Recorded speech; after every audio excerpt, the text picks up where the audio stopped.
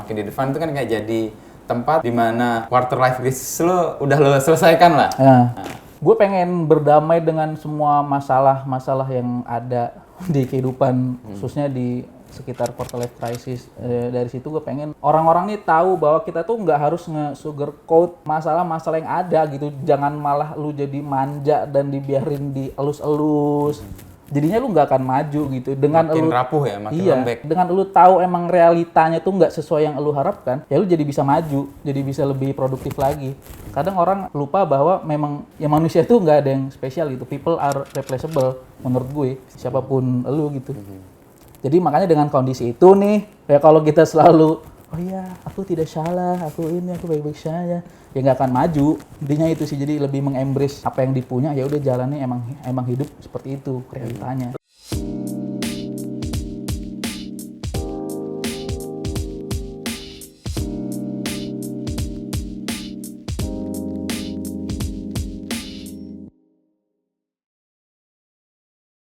Devan Julius Setiawan, apa kabar, Man? Halo Mas Wisnu, alhamdulillah sehat. Ih. Ini audisi suci ya? Enggak, kayaknya nggak akan jadi suci nih karena kita ternoda kayaknya. Udah kotor. Van, ini gue dalam posisi yang sebenarnya pengen belajar tentang generasi lo, generasi Z ya, Zillennial. Kan banyak yang disalahpahami nih. Orang bilang digital native gitu ya, digital savvy, keren, multitasking. Tapi kadang-kadang kita nggak menemukan itu juga. Menurut pengalaman lo atau apa yang lo temukan di generasi lo tuh generasi kayak apa sih? Generasi gue, yang gue pahamin tuh mereka seneng sesuatu yang cepet jadi gitu. Instan. Makanya mie itu laris banget. Tapi itu semua generasi kayaknya. Oke. Makanya itu laris. Jadi kita tuh seneng yang instan dan nggak bertele-tele gitu, langsung 1 detik, 2 detik, 3 detik. Dan kita memang konsumen digital. Pokoknya kita ngeliat medsos banget lah. Dan di dunia gue ya, sepemahaman gue, anak-anak dari generasi gue nih emang seneng suatu hal yang langsung mencolok gitu. Langsung menarik perhatian. Jadi kalau misalkan ada konten-konten khususnya dari gue gitu ya, konten-konten yang bertele-tele itu malah jatuhnya langsung di skip. Oke. Dan generasi gue, si paling generasi gue nih, si paling Gen Z nih gue nih, itu cenderung tidak loyal gue ngeliatnya. Untuk apapun? Untuk apapun. Berarti pacar lo banyak dong? Dikit. Mereka tidak loyal ke gue. Oke. Mereka tuh cenderung nggak loyal gitu, gampang bosen, gampang cabut. Gampang pisah. Apa yang membuat generasi lo mudah cabut dari sesuatu yang tadinya disukai atau diminati? Karena mungkin kayak terlalu banyak exposure gitu kali ya, perkembangan zaman terlalu maju sangat dinamis, jadi banyak pilihan, banyak opsi. Mungkin berbeda dengan ketika Mas Wisnu masih di bangku SD, SMP. Pilihan cuma itu doang gitu. Oke. Jadi faktor itu yang membentuk ya. Menurut lo bahwa banyaknya pilihan tuh membuat lo malah tidak teguh pada satu hal tapi mencoba sana sini. Itu jadi nggak loyal. Positifnya apa menurut lo? Positifnya jadi untuk kita yang menyediakan ibaratnya makanan untuk si Gen Z ini, jadi harus selalu berpikir kreatif. Hal yang baru gitu ya? Hal yang baru. Mau nggak mau harus produktif lagi. Dari sisi itu malah memacu produktivitas ya? Iya, kalau misalkan terlalu loyal dan gitu-gitu aja cenderung flat dan gak variatif. Asik gitu ya. Itu positif ya? Kalau negatifnya menurut lo apa? Negatifnya apa ya? Karena dalam hidup kan butuh loyalitas kan? Misalnya, lo kan nggak bisa, ini kalau dalam hidup berkomitmen ya, kerja gitu ya. Lo nggak bisa hari ini nggak suka, besok keluar. Menurut gue ya, nggak tahu kalau generasi lo, atau komitmennya lebih panjang. Kita berkeluarga gitu ya. Nggak suka sama pasangan, besok bisa berpisah gitu misalnya. Itu gimana? Menurut gue dampak negatifnya dari sifat seperti itu ya mungkin jadi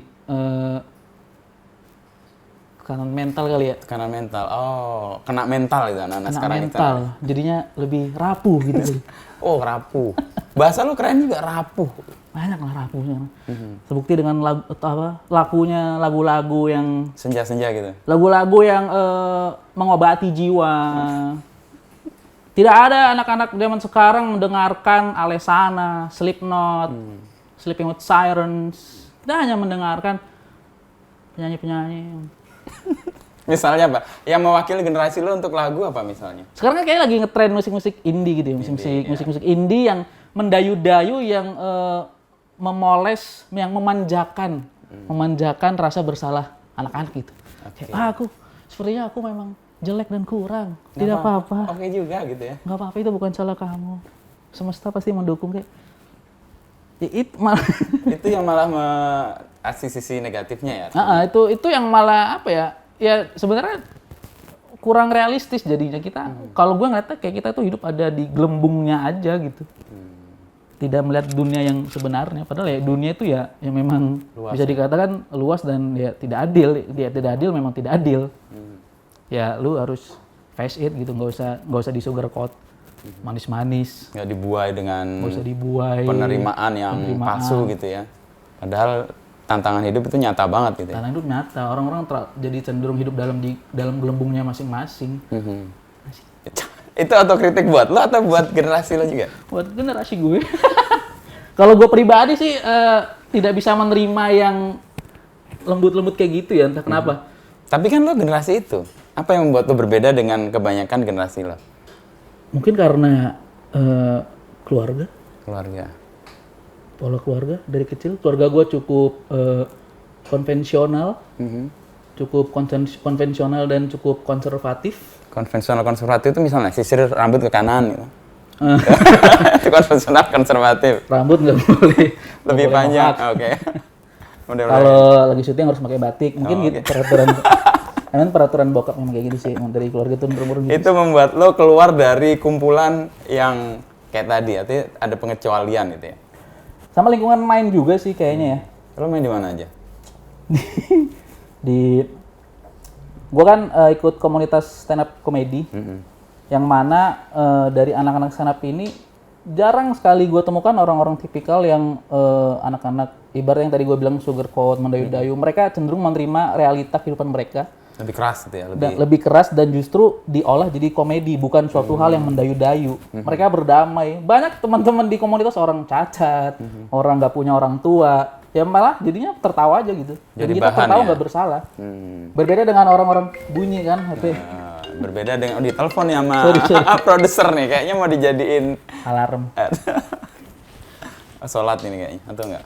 Alarm sholat asar. Tapi saya sudah sholat tadi. Gitu tadi. Sampai mana mas? Sorry mas. Sampai di titik di mana orang bisa berdamai dengan dirinya sendiri, termasuk dengan hal yang buruk atau tidak menyenangkan itu.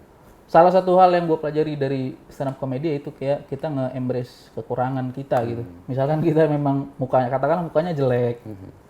Ya memang gitu. Ya udah dijadiin komedi aja gitu. Kita nggak punya mobil, kita cuma punya motor, pasti banyak pengalaman lucu di motor. Nah mungkin itu yang tidak dirasakan sama orang-orang yang lain gitu, karena mereka mungkin sulit untuk mengembrace kekurangan mereka karena terlalu banyak insecure dan mikir iri-iri ke yang lain gitu Mas ya. Jadi satu keluarga, kedua tempat main ya, itu yang membentuk karakter orang. Yang pendidikan nggak? Pendidikan juga sih. Oh iya lupa pendidikan. Pendidikan. Lo kuliah apa sih? Makasih mas udah kasih tahu. Lo kuliah jurusan apa? Sampai Gua bisa jadi jurusan geografi. Apa itu, belajar ngapalin pulau-pulau atau? Jadi jadi geografi kalau di UI itu, gue geografi UI itu masuknya di Fakultas MIPA. Wow, we are the yellow jacket. Oh iya, maksudnya itu jurusan apa? Ilmu komunikasi. Oh, ilmu komunikasi. Jurusan yang aku inginkan. Geografi. Dulu kayaknya gue nggak pengen tuh. Aduh. Gila, tapi sayangnya komunikasi ini sih, soshum ya. Lintas jurusan, gue kan IPA SMA-nya. Kebetulan geografi itu FMIPA, masuknya Fakultas MIPA. Gua di sana belajar apa? Gua di sana ngambil peminatan geografi manusia. Peminatan geografi. Jadi ada 3 geografi fisik. Lalu. Geografi peminatan manusia. Berarti lo mempelajari tubuh manusia? Iya, enggak. Pengen ya? Jadi gimana? Jadi ada 3 peminatan geografi manusia, sistem informasi geografi, dan geografi fisik. Lo ambil yang mana? Gua ambil yang geografi manusia. Wow, seru nih. Gimana? Jadi kalau geografi manusia itu kita belajar tentang bagaimana respon manusia terhadap lingkungannya. Garis besar itu payungnya. Oke. Respon Bagaimana manusia menyikapi lingkungannya. kondisi lingkungan sekitar. Dari situ muncul nanti pola spasial. Kenapa manusia memilih tinggal di tempat yang seperti ini? Kenapa manusia kebudayaan yang lokasi yang satu dengan yang lain ada kemiripan gitu. Ada nyerempet-nyerempet sama antropologi, terus belajar demografi gitu-gitu. Sosiologi juga berarti ya? Sosiologi. Cara berelasi ya? Sebenarnya gue lebih ngindarin karena biar nggak belajar yang aplikasi aja sih. Makanya ambil geografi manusia Ambil tadi? manusia. Oke. Kalau yang sistem informasi geografi itu pakai aplikasi gitu-gitulah, software. Saya tidak mengerti. Jadi merespon konteks di lingkungannya berarti intinya itu kan. Nah, gue baca kan lo tidak memilih jurusan itu dengan sadar gitu ya. Artinya yang memilih karena lo, wah ini passing grade-nya paling rendah nih. Jadi kayaknya biar dianggap lulus gitu lo ambil itu. Terus gimana cara lo mempraktikkan, tadi kan ngomong soal konteks merespon itu. Lo nggak suka tapi harus belajar. Nah, respon lo gimana? Sebenarnya itu lebih ke jadi tanggung jawab pribadi gue aja sih, Mas. Karena gimana ya, udah UI gitu loh. Udah UI nih, sayang kan, UI. Kalaupun gue harus pindah tuh belum tentu keterima lagi dan urusannya ribet. Karena ketika SMA gue kagak bimbel, nggak ikut bimbel sama sekali, jadi gue takut untuk mengikuti ujian tulis. Oke. Maka dari itu gue sangat berharap di undangan nih, jalur undangan nih. Lalu pilih itu. Tahajud, berdoa, keterima. Dan carinya yang passing grade-nya kecil. Dan kebetulan diterima. Kebetulan keterima. Sebenarnya gue pengen ilmu komunikasi, tapi ilmu komunikasi passing grade-nya gede dan juga lintas jurusan. Ya. Otomatis nggak akan masuk lah. Apalagi gue SMA daerah. Iya. Lo dari mana? Cilegon. Oh, Cilegon. Di Cilegon Mungkin nggak kalau daerah-daerah. sekitar Jabodetabek tuh UI masih gampang masuk lah, sekitar Jabodetabek. Jangan-jangan orang satu-satunya Cilegon di geografi lo? Enggak. Ada 3. Nggak, kembali ke tadi, lo belajar geografi kan merespon konteks yang ada ya. Nah, lo kan memilih jurusan ya, lo karena dalam tanda petik takut kan, ya udah gue terima di sini aja yang penting dapat gitu. Tapi pada perjalanan lo suka nggak dengan jurusan itu? Tidak sih. Nah, sebagai dibilang suka sih enggak, cuma gua menjalani itu enggak apa-apa gitu. Tapi selama 4 tahun aja. Oke, lo bisa berdamai lah Selama sebenarnya. 4 tahun aja tapi ya. Selebihnya Enggak ada S2 lagi enggak mau. Oke. Jadi lo posisinya memahami itu, menerima itu, dan kemudian menyelesaikan sebagai Gua bentuk tanggung iya, jawab. gua lebih menganggap kayak itu, oh ada ilmu tentang ini, oke gitu ya udah. Gitu aja, bukan yang wah aku ingin mempelajari ini gitu. Tanggung jawab gue sebagai mahasiswa aja sih menyelesaikan semua tugas dan apa aja yang ada di situ ya udah. Skripsi lo apa? Penasaran nih gue. Skripsi gua tentang pola spasial pemilihan tempat open mic. Spasial pemilihan Tempat open mic stand up comedy. Pola spasial pemilihan tempat open mic stand up comedy oleh penonton stand up comedy. Oke, gimana lo bisa jelaskan secara geografi? Jadi ada set and situation, jadi kondisi Set and situation. side and situation, kondisi tempat open mic. Jadi gua meneliti lokasi open mic di DKI Jakarta. Ada 5 komunitas di DKI Jakarta. Dari situ gue rinciin tuh tiap masing-masing komunitas ini set and situation-nya kayak gimana. Dari mulai tipe komedinya, terus lokasi di sekitarnya peruntukannya buat apa. Ada yang daerah industri, ada yang perumahan. Terus lokasi tempat open mic-nya kayak gimana, jualan makanan doang, makanan berat atau cuma dessert cemilan-cemilan. Terus harganya, fasilitasnya apa. Terus gue relatein sama motivasi dari penontonnya. Ada yang kenapa datang? Ada yang emang nyari hiburan, ada yang nyari temen bersosialisasi, ada yang pokoknya 3, saya lupa satu. Pokoknya 3 lah. Untuk menambah ilmu. Oke. Untuk menambah ilmu satunya lagi. Dari situ gue relatein tuh. Dari 5 tempat itu dan cara lu meneliti secara spasial itu, apa yang mencengangkan temuan lu? Sebenarnya tidak ada. Yang penting lulus kuliah, yang aman, dan penting lulus. Tapi kan lo cum laude juga. Iya sih, mungkin itu apa ya, hal yang kontradiktif ya dengan makanya lo nggak suka kuliah, tapi menyelesaikan 4 tahun, menyelesaikannya pun nggak hanya menyelesaikan, tetapi juga cum laude itu. Kontradiktif, tapi saya syukuri sih. Dari skripsi gue itu yang gue inget, kebanyakan orang nonton stand up comedy itu karena mereka mencari teman. Mencari teman. Kebanyakan orang yang sudah bekerja khususnya. Yang sudah bekerja itu dia ada beberapa yang mencari memang hiburan dong, tapi ada yang mencari teman juga kebanyakan. Apa ya, ruang kerja atau tempat kerja itu membuat anak-anak kehilangan teman. Sehingga dia mencari teman ketika spasial itu dibentuk. Jadi, tapi kerasa juga sih Mas ya, setelah lulus kuliah tuh kayak nggak ada teman gitu kayak. Oh iya. Jadi lo seneng lo ketemu teman lo nih? Enggak sih, kalau udah biasa aja. Oke. Kalau dari sekolah ke kuliah tuh kayak banyak rame gitu hidupnya. Setelah lulus tuh kayak hidup rasa sepi, hampa gitu. Gue sih ngerasa gitu ya. Teman-teman ngerasain gitu nggak sih? Gue dulu ngerasain sih. Nah, dalam konteks itu kan orang menyebut ada quarter life crisis ya. Di generasi lo kan tuh jadi bahan yang didengung-dengungkan. Lo mengalaminya nggak? Mengalami juga. Apa yang lo rasakan? Kayak gue yakin semua orang mengalami itu deh. Yang lebih dirasakan itu kalau gue pribadi ketika nongkrong sama teman-teman nih, apalagi teman-teman gue ibaratnya orang-orang yang bisa dibilang pinter dan dari kalangan yang menengah ke atas gitu ya. Mereka itu kayak keren-keren gitu kerjanya. Teman-teman gue yang di Fakultas Teknik, Fakultas Ekonomi, angkatan, teman-teman angkatan. Kerjanya keren-keren di perusahaan-perusahaan Bonafit, yang multinasional gitu-gitu. Sedangkan gue kok gitu, maksudnya sebelum ada Semakin di Devan ya. Jadi itu menekan ya, itu jadi kayak menekan. krisis ya. Apa yang buat lo kemudian ngerasa ya itu urusan dia lah. Apa lo taunya cuma dari IG doang atau dari medsos doang atau tahu secara langsung? Tahu secara langsung sih ngobrol. Dan itu menekan. Dari LinkedIn. Itu menekan. Cukup menekan ya tapi pada akhirnya itu tadi gue mengembrace apa yang gue punya aja gitu. Bahkan kekurangan lo embrace. Dan syukurnya ada deh Semakin di Devan. Jadi gue kalau nongkrong sama teman-teman yang tadi perusahaan multinasional gue nggak insecure lagi. Oke. Sejak kapan itu insecurity-nya hilang? Sejak adanya Semakin di Devan. Kapan itu? Sejak ya mungkin followernya 50.000 lah lumayan. Bisa dipamerin. Sekarang udah 2 kali lipat kan dari 50.000? Sekarang udah 3 kali lipat. Oh, 3 kali lipat kan. Apa yang kamu mau wujudkan dari akun itu? Semakin di Devan itu kan kayak jadi tempat di mana quarter life crisis lo udah lo selesaikan lah. Nah. Gue pengen berdamai dengan semua masalah-masalah yang ada di kehidupan, khususnya di sekitar quarter life crisis. Dari situ gue pengen orang-orang nih tahu bahwa kita tuh nggak harus nge-sugarcoat masalah-masalah yang ada gitu. Jangan malah lu jadi manja dan dibiarin dielus-elus. Jadinya lu nggak akan maju gitu. Dengan makin lu rapuh ya, makin lembek gitu ya. Makin lembek. Dengan lu tahu emang realitanya tuh nggak sesuai yang lu harapkan, ya lu jadi bisa maju, jadi bisa lebih produktif lagi. Kadang orang lupa bahwa memang ya manusia itu nggak ada yang spesial gitu. People are replaceable menurut gue. Bisa diganti ya. Bisa diganti, sangat bisa diganti. Siapapun lu gitu. Jadi makanya dengan kondisi itu nih, ya kalau kita selalu, oh iya aku tidak salah, aku ini, aku baik-baik saja, ya nggak akan maju. Intinya itu sih, jadi lebih mengembrace apa yang dipunya, ya udah jalannya emang hidup seperti itu realitanya. Lo menemukan sebuah semangat itu dan lo memperjuangkan di Semakin di Devan itu dari mana?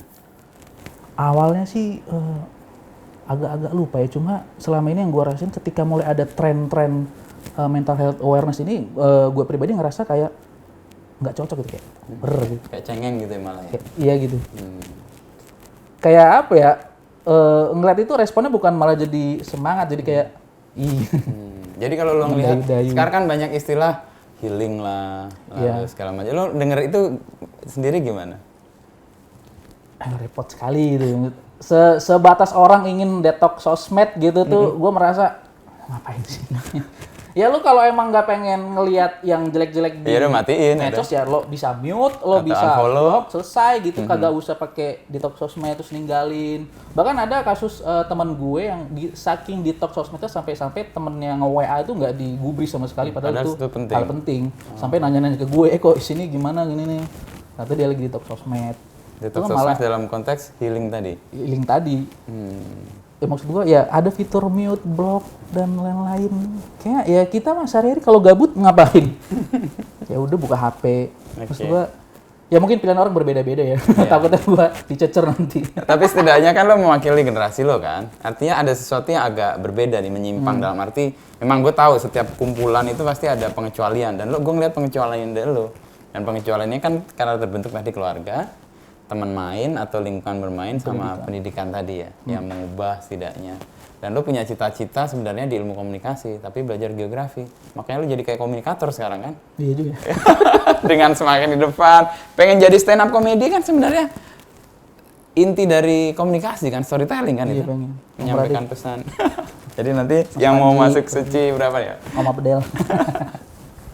Lo menuju itu by design atau ketemu Untuk aja? stand up comedy. Enggak, maksud, iya stand up comedy adalah turunannya. Dari yang lo geografi tiba-tiba menyimpang ke semakin di depan itu dan jadi kayak komunikator lah akhirnya. Sebenarnya kalau yang tadi gue bilang gue kuliah di geografi itu gue jadikan sebatas formalitas gue menyelesaikan kewajiban, ibaratnya menyelesaikan urusan gue sama orang tua gue dah. Oh, tanggung Kewajiban jawab gue, lah ya. tanggung jawab sama orang tua udah selesai, bukan kayak jadi jalan hidup. Karena selama kuliah di geografi pun gue berstand up comedy, MC gitu lah, dunia-dunia komunikasi gitu-gitu. ya. MC, stand up comedy. Dan emang yang gue pengen ketika lulus pun gue di bidang itu gitu loh. Oke. Gue nggak pernah sama sekali daftar jurusan yang bidang geografi malah. Padahal sebenarnya dibutuhkan juga kan untuk banyak. Padahal banyak lowongan. Tapi lo nggak masuk ke situ. Dan emang kalau kita into ke situ beneran ya emang sebenarnya bonafit juga. Tapi lo nggak masuk ke situ. Tapi gue enggak. Lebih karena tadi ya ingin memberikan pertanggungjawaban kepada orang tua. Lalu pendidikan lo pahami sebagai apa selain bahwa untuk bertanggung jawab pada orang tua yang sudah membiayai? Pendidikan yang sangat gue rasakan ketika ini blessing yang mungkin salah satu blessing terbesar di hidup gue adalah ketika gue keterima di UI. Dengan keterima di UI, ya kita nggak bisa menampikan lah. Mungkin banyak orang yang bilang kuliah dimanapun itu sama aja. Yang penting orangnya gimana. Tapi pada kenyataan yang gue rasain, gimana pun alma mater itu pasti dilihat. Oke. Ini gue bukannya menjunjung tinggi UI ya. Iya. Gue sebagai ini juga biasanya kadang-kadang gitu ngeliat CV atau apa. Itu jujur itu ya. Itu untuk mencari kerja, dan di sisi lain dari exposure yang kita dapat, dari fasilitas yang kita dapat pun otomatis berbeda nih antara sekolah yang memang fasilitasnya proper atau tempat kuliah yang fasilitasnya proper dibanding yang kurang baik ala kadarnya gitu. Mungkin orang-orang yang berkuliah di daerah-daerah yang ngeri juga ngomongnya.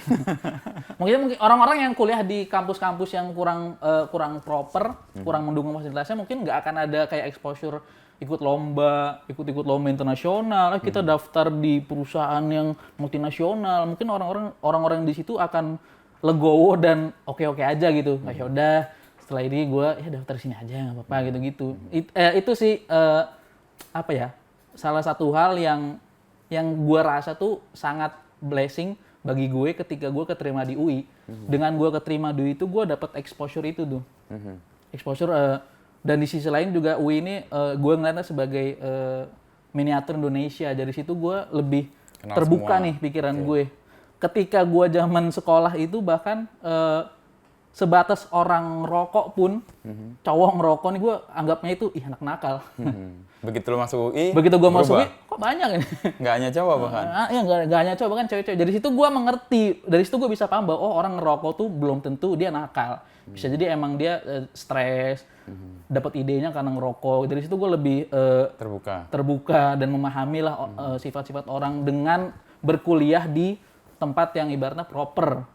Dan gue yakin kalau misalkan gue kuliahnya di lingkungan yang itu-itu aja, pasti pola pikir gue nggak akan berubah gitu, nggak akan berkembang. Keterbukaan juga nggak terjadi ya di situ ya. Jadi pendidikan penting meskipun menurut lo juga di mana dia dibesarkan atau berrelasi dengan orang-orang itu juga membentuk juga ya. Ada juga kan orang yang belajar di tempat yang mungkin keren, bonafit, tapi juga cupu-cupu juga karena mungkin ya kurang pergaulannya tadi sih. Iya benar. Kita juga harus mau ikut nongkrong sih, terbuka. Dan harus membiasakan untuk sifat bertanya dan penasaran sih. Apa yang dirasakan orang tua lo ketika lo lulus? Kan lo udah menyelesaikan tanggung jawab dan apa istilahnya ya, hal yang lo harus berikan kepada orang tua. Nih tanggung jawab saya sebagai anak sudah menyelesaikan itu. Gue bersyukur orang tua gue nggak pernah ngelarang gue atau nggak pernah ngeharusin gue harus gimana gitu ya Mas ya. Jadi setelah lulus pun ya udah dibebasin dan mereka tuh seneng-seneng aja, apalagi ketika gue pertama masuk UI. Nyokap gue sampai nangis. Saking terharunya. Gue kan kasih lihat tuh pengumumannya, terima. Jurusan apa li? Geografi. Kok geografi? Apa yang dibayangkan waktu bercanda itu? Tapi memang dia Seneng terharu. masuk UI. Masuk UI ya. Di keluarga yang pertama lo kayaknya. Di keluarga gue ya. Oh iya, sesuatu. Nah, kemudian kan lo membangun kanal atau membangun brand di Semakin di Depan itu. Apa yang ada di benak itu kayak merek brand tertentu deh. Iya. Itu kayak Mocin ya? Bukan ya? Tahu Mocin nggak lo? Motor Bukan, yang generasi-generasi itu? Bukan. Nggak tahu ya, generasi Mocin. Oke. Apa itu tiba-tiba ada nama itu? awalnya nama Semakin di Devan tercetus ketika gue aktif di stand up Cilegon. Zaman-zaman SMA tuh kan masih aktif. Jadi kita ini anak-anak stand up Cilegon tuh kayak kita saling bermimpi nih. Nanti kalau lo punya special show, namanya apa? Ada namanya ini. Nah gue mikir, namanya apa ya? Dari situ muncullah pelesetan, oh iya Semakin di Devan.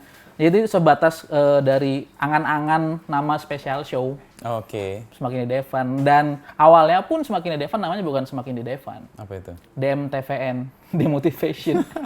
Nah itu kan kayak jadi semangat yang lo kembangin di konten-konten itu. Demotivation itu lo pahami sebagai cara lo berdamai dengan situasi kah? Atau cara lo untuk secara instan menyelesaikan persoalan yang menurut lo rumit seperti generasi lo atau apa? Sebenarnya gabungan sih. Gabungan apa? Kayak ya kita berdamai dengan keadaan aja sih. Demotivasi yang ada di Semakin di Devan itu gue melihatnya sebagai cara kita berdamai dengan semua permasalahan nih. Karena gue akhiri semua dengan tertawaan dan komedi gitu, bawaan yang nggak ada yang serius. Dan orang pun, teman-teman followers yang komen pun jatuhnya mereka ngecengin, tapi ngecengin jadi bercanda. Wah, iya, jadi dia juga berdamai juga dengan dirinya sendiri. Ada yang ya, komen-komen ibaratnya ngejekin gue juga. Jadi mereka, ya gue bersyukur sih kita juga jadi sinkron lah gitu. Dan motivation itu lo buat secara sadar dari pengalaman lo dulu sendiri sebenarnya? Ada yang pengalaman gue, ada pengalaman orang.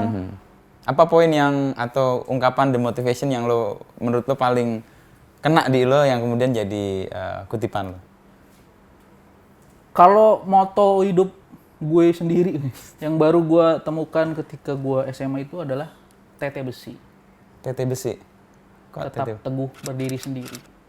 Itu gue pegang teguh sampai sekarang. Tadinya itu gue taruh di bio IG Semakin di Devan. Tapi ternyata kurang brand friendly. TT besi? Jadi gue hapus.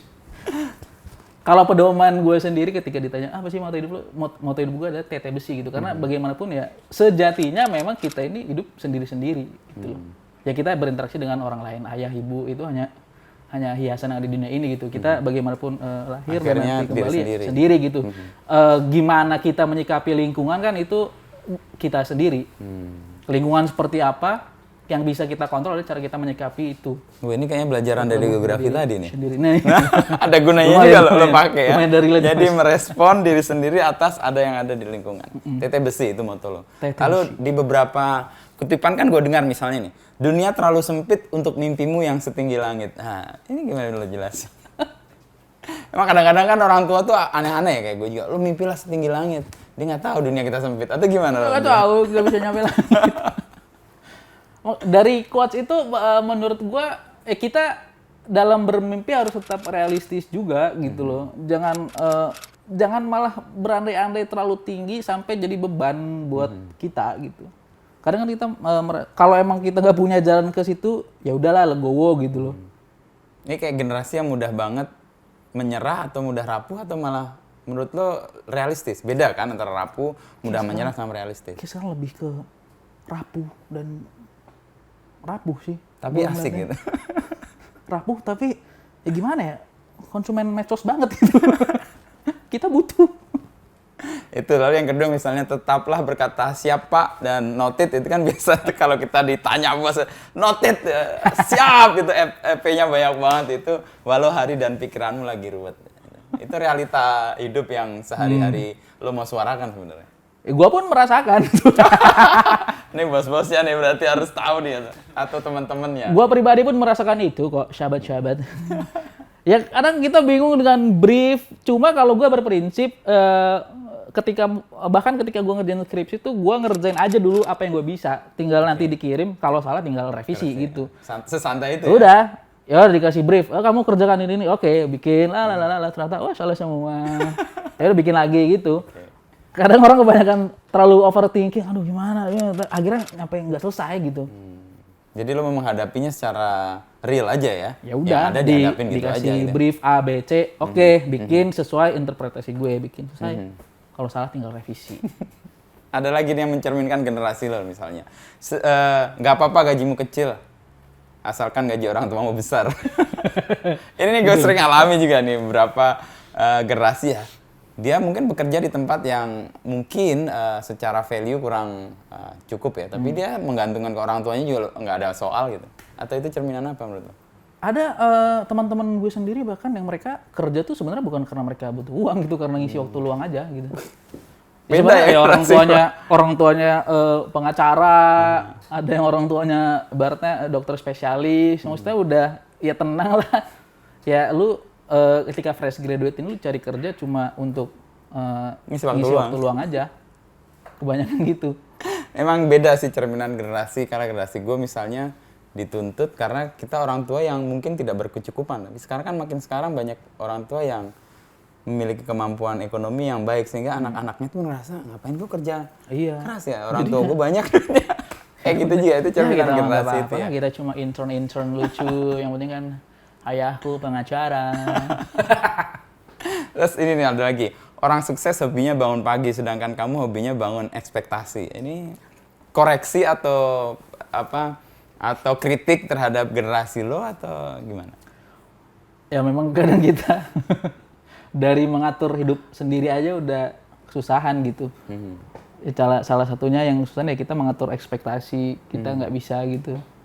Kita terlalu bergantung sama ekspektasi, jadinya sering kecewa, sering jatuh karena ekspektasi terlalu tinggi. Nggak realistis juga. Nggak realistis. Gue makin menangkap sih, berarti generasi lo itu tadi ya, instan, mudah bergonta-ganti, artinya kurang loyal ya, bukan nama kurang loyal, sama merasa ya hal-hal yang real aja yang dihadapi, jangan tinggi-tinggi atau jangan terlalu muluk-muluk gitu untuk hidup toh nggak butuh macam-macam juga mungkin. Iya toh ya udah emang hidup seperti itu aja gitu.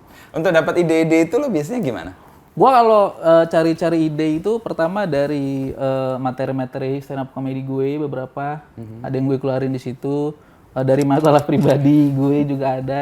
Terus gue searching juga, gue observasi juga, gue ngeliat di Twitter tuh tempat orang banyak ngeluh. Iya benar. Teman-teman gue pada ngeluh di situ, ngeluh tentang kerjaan, tentang percintaan. Terus gue ngeliat juga akun-akun yang berlawanan sama gue gitu. Ya akun-akun motivasi gitu loh. Akun-akun motivasi, akun-akun senja tuh gue juga ngeliat. Justru lo mau dekonstruksi itu? Justru saya patahin. Ambil contoh yang berangkat dari pengalaman lo apa misalnya. Lalu nanti yang dari yang motivasi lo shit. Yang dari pengalaman gue itu ketika waktu itu ada quotes gue, lu kemana-mana kehujanan makanya punya mobil. Tidak punya mobil. Saya punya, tapi mobil orang tua. Oke. Bukan mobil saya pribadi. Sama yang tadi siapa noted, itu pengalaman gue pribadi. Walaupun gue nggak nulis siapa noted sih. Karena tempat kerja gue berarti santai lah, nggak kaku kayak gitu. Gitu. Itu dua itu ya paling enggak ya. Apa tadi yang soal kehujanan lebih baik punya mobil gitu. Ya itu benar banget sih. Seperti sekarang. Kalau yang dari dari motivasi yang lo dekonstruksi jadi demotivasi.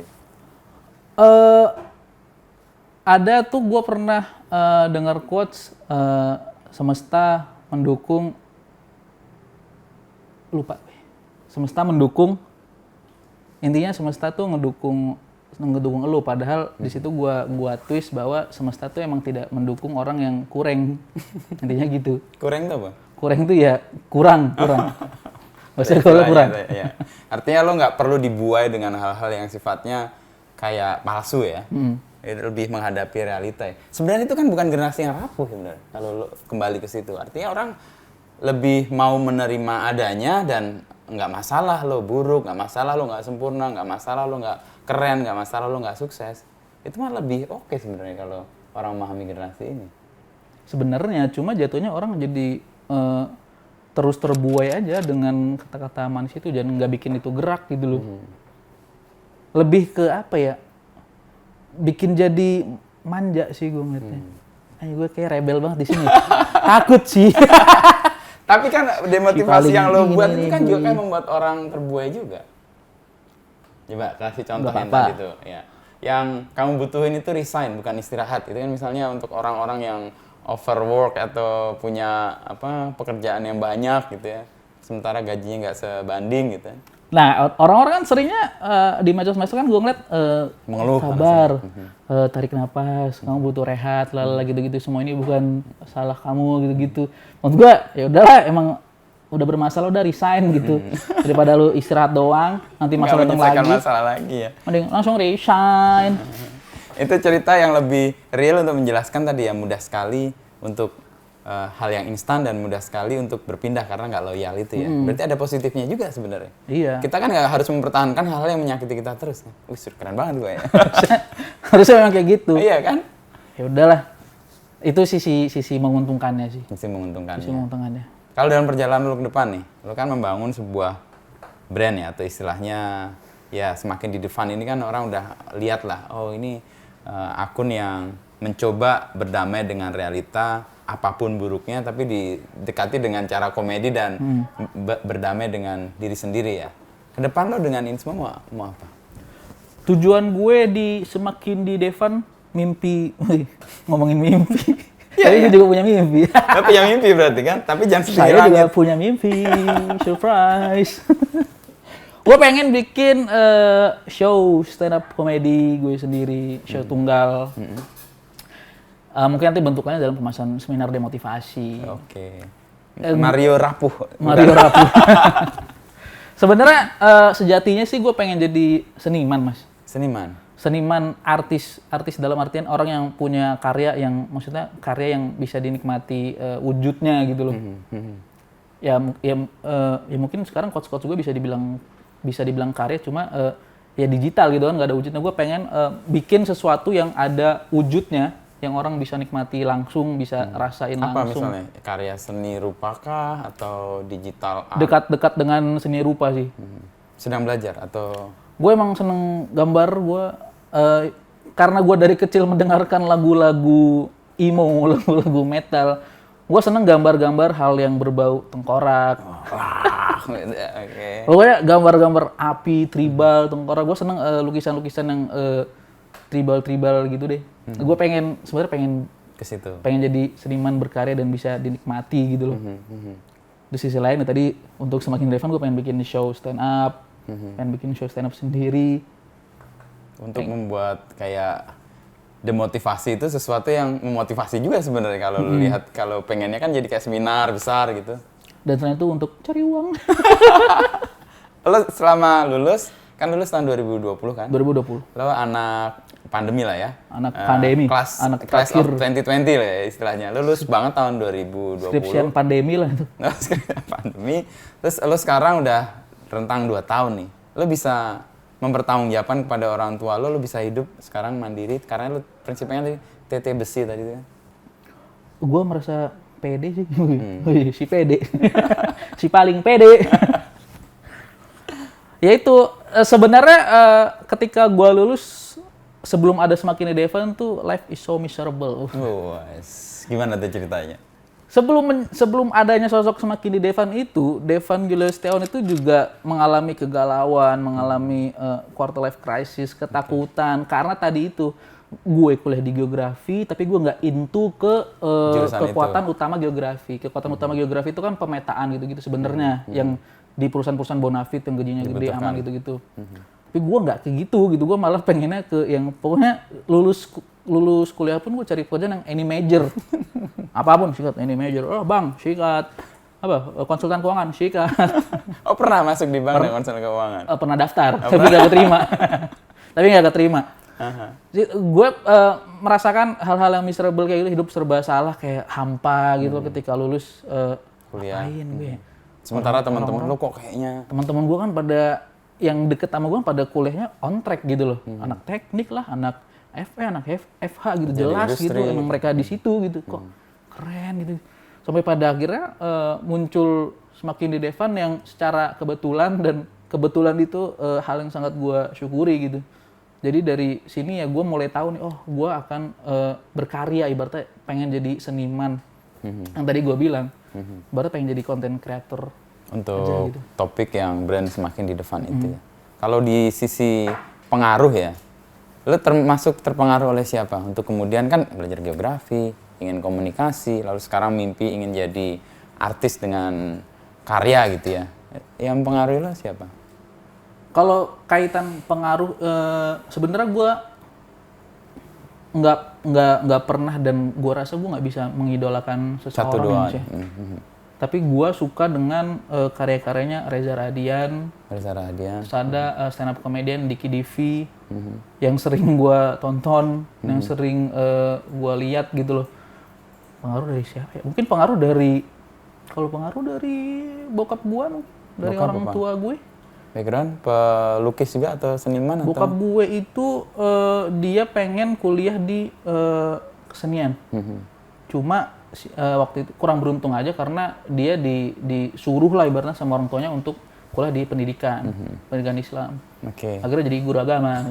Padahal minatnya ke seni. Padahal minatnya ke seni dan bokap gue tuh emang jago bikin kaligrafi, bikin font-font tipografi gitu buat Tempel di gitu. acara-acara gitu ya. Dan walaupun ya kerjanya di bidang yaitu tadi guru agama, tapi dia tetap menjalankan itunya tuh untuk menghidupi masa kuliahnya. Oke. Mungkin dari situ kali. Pengaruh itu ya. Tadi yang Reza Radian itu yang aktor itu. Pantes lo mirip ya. Wah iya. Makasih, Mas. Tapi gue lebih merasa mirip Reval Hadi sih. Oh, Reval Hadi. Dalam hidup lo kan sebagai generasi Z kan tadi ngerasa mudah loncat, nggak loyal gitu. Ada dalam hidup yang lo sesali atau yang ngerasa lo gagal gitu dan kemudian kenapa kok bisa kayak gitu ya gitu? Atau biasa aja, nggak ada aja? Yang gue sesali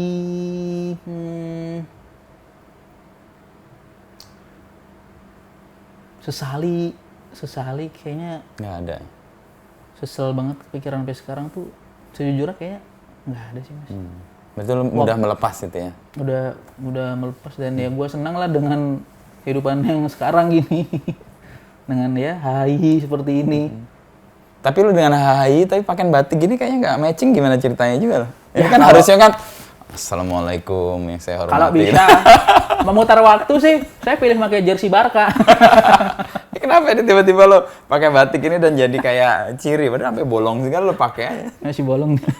Ketek-ketek udah bolong. Okay. Awalnya pakai batik itu tadi hidup gue tuh penuh dengan kebetulan, Mas. Oke. Semakin di Devan itu suatu hal yang tidak direncanakan. Tiba-tiba datang dan lo embrace aja. Dan gue embrace. Yaitu karena waktu itu gue pengen bikin konten TikTok. Ibaratnya jadi variasi konten lah. Tadinya kan awal konten TikTok tentang sketsa-sketsa komedi doang gitu kan. Gue pengen bikin variasi, gue ngeliat ada konten motivasi. Orang tuh memotivasi, kamu bisa ini. Dari situ semesta akan mendukungmu. Iya, semesta mendukungmu. Dari situ pikiran jail gue muncul gitu. Bisa gue twist nih. Gue bikinlah sosok demotivasi ini, demotivasi. Tadinya kan emang sosok motivasi kan pakai baju formal, jas gitu-gitu kan. Mungkin kalau di kosan gue waktu itu ada jas, Lo pakai jas? tidak akan ada batik ini, gue pakainya jas dan akan jadi kayak basic aja gitu.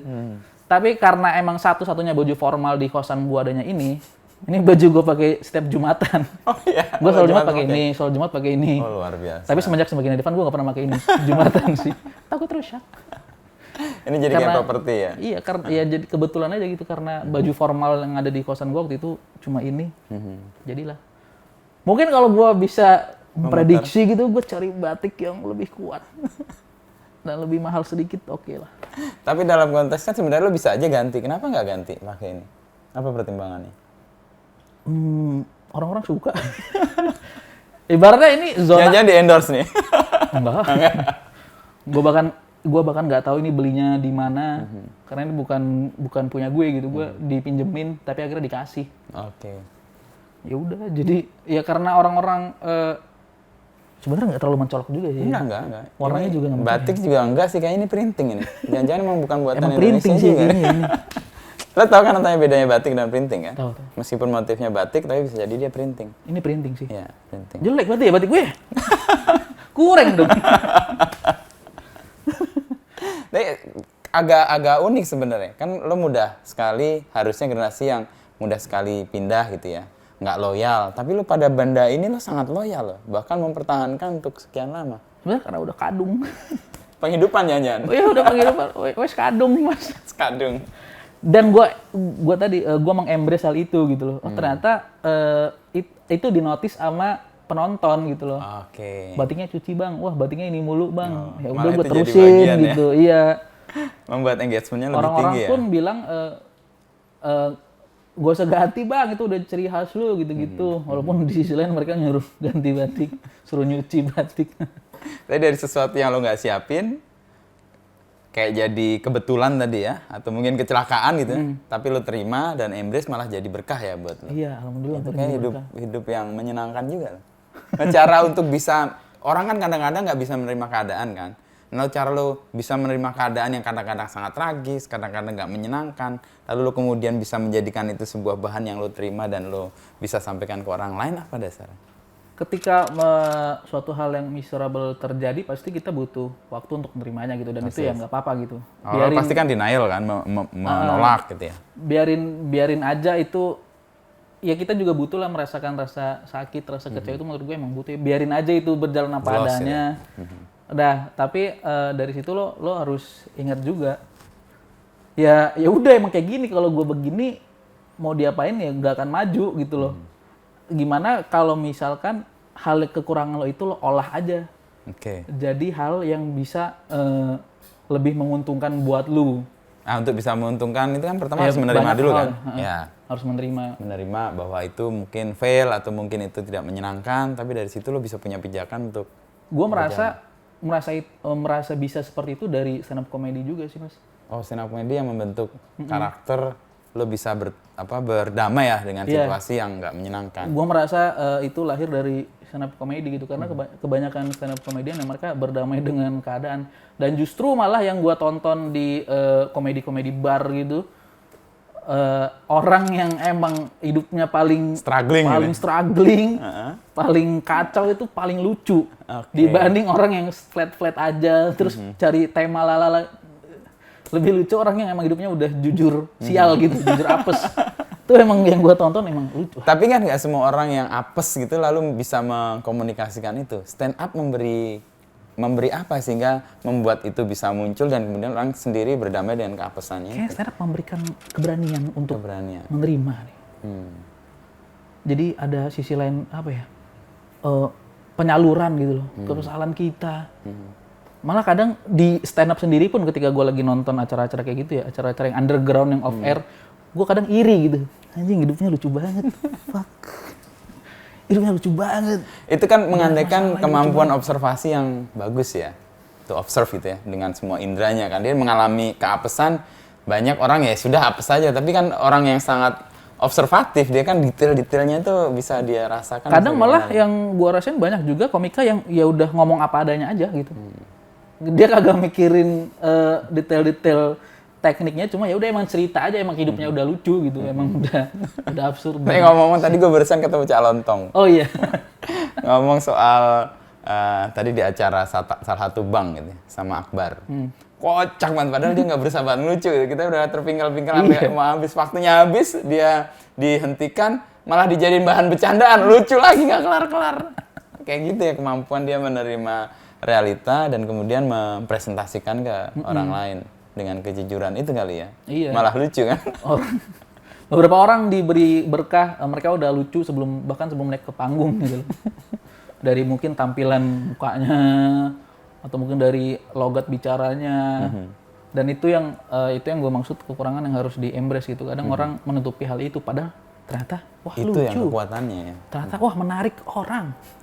Pengalaman lo stand up yang paling pecah menurut lo gimana? Sorry. Nah, ini peringatan untuk Adzan sholat maghrib. lagi. Mantap. Ini contoh tadi keluarga yang mengingatkan ya. Keluarga yang sangat konservatif. Ya. Tapi ini kok nggak Islami banget gitu kok. Oke. Bagus lah, kita juga diingatkan. Apa stand up komedi lo yang menurut lo paling pecah gitu? Atau yang kalau enggak yang paling apes gitu? Pengalaman paling keren ya? Oke. Pengalaman stand up comedy gue paling keren, paling pecah itu ketika gua stand up di UI di Balerung, penontonnya itu ada sampai mungkin 15 sampai 20 ribu di Balerung itu. Waduh, kayak konser Wah, gede itu gua deh. dapet blessing banget maksudnya. Itu yang lagi ada acara UI sih maksudnya, bukan show gue. Tahun Ada 2018, 2000 mungkin sekitar 17-18 2018, oke. atau 19 lupa gue. Jadi emang UI lagi ada bedah kampus gitu kan. Jadi orang-orang pada minat nih bedah kampus. Di situ kebetulan gua duta humas. Duta Humas UI. Duta humas UI. Oke.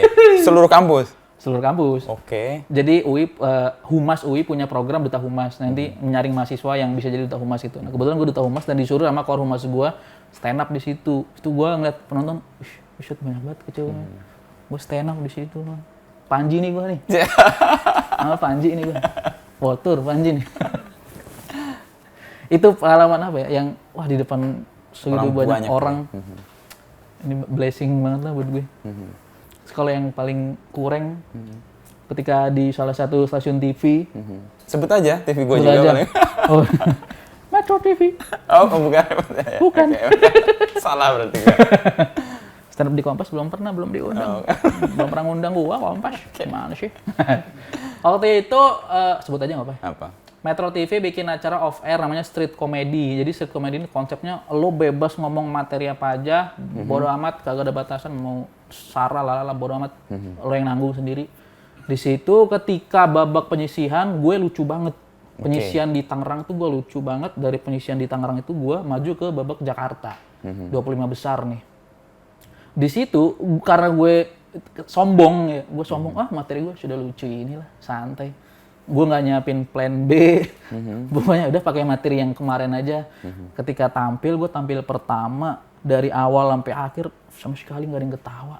Kaget gue. Itu siksaan banget tuh. Yang biasanya gue lucu, maksudnya open mic komunitas tuh biasanya gue lucu, tapi gue nggak siap dengan keadaan nggak lucu itu gitu loh, menghadapi mata penonton. Yang hampa gitu ya. Iya, gue kaget. Gue ibaratnya kayak orang yang jago kandang tiba-tiba keluar nggak ada persiapan senjata, karena selama ini penonton gue kan anak-anak sekolahan, mayoritas cewek-cewek, empuk lah buat gue. Ketika di yang babak selanjutnya itu anak-anak komunitas, anak-anak tongkrong, anak Jakarta, anak-anak gaul. Ekspektasinya tinggi. Iya, yang ibaratnya ya anak-anak tongkrongan laki-laki gitu. Waduh, bukan audiens gue banget, gue nggak ada materi yang lain. Wah, di situ sampai gue rada trauma. Kayak apa gue main gendang aja. Gak usah stand up lah, gue kayak karambol aja kali, atlet karambol. Sampai lo berpikir gitu. Sampai kayak gak usah stand up. Tapi proses lagi untuk kemudian lo bisa berdamai dengan kegagalan yang besar itu? Gue curhat sih. Ada salah satu komika di Suci juga, almarhum Gebi Ramadan, Suci 4 kalau nggak salah, Suci 4. Jadi gue curhat juga ke dia, bang, gue tadi ngebom istilahnya kan. Kalau gagal tuh ngebom? Kalau garing tuh ngebom istilahnya. Gue tadi ngebom banget gitu-gitu. Nah dari situ dia ngasih pepatah. Gue juga waktu itu kayak gitu kok, Van. Tapi ya gue kagak malah jadinya greget dia. Malah jadinya gregetan buat, aduh harusnya gue gini. Nah itu gue nggak mikir kayak gitu. Gue malah mikir, aduh enggak lah. Kenapa gue nggak mikir yang gregetnya gitu loh. Di situ gue mulai ngeh, oh iya ya. Harusnya gue mengolah pikiran gue dan perasaan gue ini ke audiens. Aduh harusnya tadi gue gini. Dengan gue mikir kayak gitu kan jadinya gue jadi maju lagi, bikin materi lagi. Itu yang gue dari almarhum Gebi. Gagal itu ya. Tapi kemudian ada trauma yang itu lo bisa sembuhkan ya? Sekarang jadinya akhirnya cita-cita lucu aja. Di komunitas juga akhirnya jadi bahan ceng-cengan juga gitu. Ini gue pengen tahu aja Steve, kalau seorang stand up comedian mendapati audiens yang anyep gitu, yang nggak punya respon, apa yang lo lakukan biasanya? Gue pernah stand up di kantor, boleh sebut nggak sih? BUMN, boleh. Di kantor PLN. Gue dari awal udah tahu kalau emang penontonnya nggak cocok sama gue, tapi karena ketika di calling fee-nya oke, siap, boleh, siap. Itu meja bundar dan isinya tuh karyawan-karyawan, kepala-kepala gitu-gitu. Yang per ya meja bundar ya orang pada ngobrol dong. Gue situ tampil, salah satu cara untuk nge-handle itu gue ngerasin suara dan caper lah ibaratnya. Caper dan ngajak ngomong audiens. Cuma akhirnya pun di situ gue garing juga sih. Tapi seenggaknya lumayan dibayar. Dan bayarannya besar juga ya? Bayarannya BUMN, besar juga itu BUMN. BUMN, PLN. Nah terakhir mungkin kalau cita-cita lo ingin menjadi motivator yang mendemotivasi tadi itu berangkat dari apa sebenarnya? Itu kan mimpi yang lumayan besar lah ya. Karena itu melakukan sesuatu yang lumrah lo lakukan tapi lo rombak menjadi sesuatu yang lain. Nggak ketinggian mimpi lo, nggak sadar bahwa dunia itu sempit. Enggak sih. Balikin lah. Gue merasa mimpi itu tidak ketinggian karena sekarang gue punya modalnya. Wes. Kalau gue mas-mas biasa yang pakai batik, terus gue tiba-tiba punya mimpi itu, siapa? Saya gitu. Itu kan saya punya, ibaratnya dengan adanya akun Semakin Edevan ini dan orang yang udah mulai aware dengan demotivasi ini, saya rasa itu reachable gitu. Dan itu ya bukan suatu hal yang harus ada bentuknya juga sih, maksudnya ya itu dijadikan payung aja. Bukan hal apa ya, wujud realnya kan nggak bisa di parameter juga kan nggak jelas kan kalau kayak gitu. Intinya gue lebih ingin bersenang-senang aja sih, bersenang-senang dengan keadaan. Dan itu yang membuat lo merasa terus punya energi juga ya. Karena kalau melakukan sesuatu nggak senang ya capek juga sih, secara fisik, secara emosi, secara mental, pasti respon lo terhadap lingkungan atau konteks juga akan berbeda ya. Belajar geografi lagi gitu. Belajar informasikan geografi. Penasaran ini gue. Jadi lo menggunakan itu untuk pemetaan juga berarti ya? Dalam hidup lo gitu ya. Kemampuan geografi kan memetakan. Lo juga melihat mimpi kemudian lo bikin petanya juga kira-kira. Secara nggak langsung itu terbentuk. Kayaknya iya sih mas. Berarti pendidikan ada gunanya lo. Jangan meremehkan geografi lo. Bahwa lo punya kemampuan secara nggak langsung itu terasa di diri gue sih, kayak terbiasa melihat bagaimana respon orang terhadap keadaan sekitar. Orang sudah mengetahui dirinya di mana berada itu, yaitu bisa dibilang bisa dikaji secara geografi sih. Sih nanti dosen gue nonton nggak gini su, apa ya su nggak gini. Lo merepresentasikan kalau lo ditanya generasi Z itu kayak apa sih? Generasi Z adalah generasi yang mereka nggak suka ribet. Intinya gitu deh gue ngeliat. Nggak suka ribet dan itu apa ya? Nggak suka ribet dan seneng yang mencolok. Seneng suatu hal yang kontras, mencolok dan kelihatan gitu. Tapi juga tadi rapuh. Tapi juga rapuh dan juga tidak loyal. Itu plus minus sekaligus ya? Gokil, Gen Z. Tidak loyal itu kan nggak selalu negatif kan? Kalau kita menghadapi sesuatu yang nggak memang harus diperjuangkan, kita memang harus nggak loyal kan? Betul. Tapi kalau untuk sesuatu yang harus diperjuangkan, tapi dia nggak loyal, itu persoalan juga sebenarnya. Positif dan negatif sekaligus. Kalau misalkan sesuatu yang pantas diperjuangkan, tapi dia lompatnya ke suatu hal yang lebih mendukung apa yang dia perjuangkan sih, nggak masalah. Nggak masalah, kecuali bertentangan ya. Kecuali bertentangan. Terakhir, apa yang kata-kata demotivasi yang lo mau sampaikan? Atau yang menurut lo kayaknya pas banget deh untuk situasi hari-hari ini atau konteks sekarang tuh kayak apa? Ini geografi nih tadi. Apa ya? Tadi nggak ada. Tadi mana nggak ada. Kadang nih gue bingung ketika disuruh coba dong satu kalimat karena gue nggak nginget semua kata-kata gue sih. Coba lo pilih deh dari ya. Tapinya mana yang lo dan lo jelaskan sedikit aja untuk menutup nih. Coba atas lagi.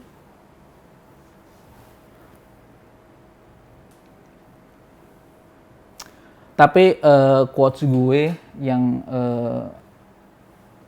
yang ibaratnya sempat viral, sempat di-repost di mana-mana juga, yang sampai sekarang gue inget itu adalah jika anak adalah investasi, maka orang tuamu terjebak dalam investasi bodong. Kenapa? Karena anak nggak akan memenuhi ekspektasi dari... Karena kamu tidak bisa ngasih, nggak balik modal, nggak bikin ortu balik modal. Karena semangat generasi ini tidak ingin membalikan modal kan, menikmati aja. Malah kan orang pada nggak seneng dengan ibarat katakanlah sandwich generation, orang menghindari itu ya ibaratnya. Orang tua zaman sekarang kok nggak balik modal ya pilih. Karena mereka kayak menolak sandwich generation itu. Dan tidak ingin menunjukkan bahwa ekspektasi orang tua tidak seperti yang mereka ingin sampaikan kan. Banyak yang rebel. Oke, Devan, semakin di Devan semoga punya capaian dari mimpi yang telah direncanakan. Semoga duniamu tidak terlalu sempit untuk mewujudkan mimpimu yang setinggi langit. Amin. Lupa ikuti mana. Terima kasih Mas Makin di Wisnu. Dah, thank you. Dadah.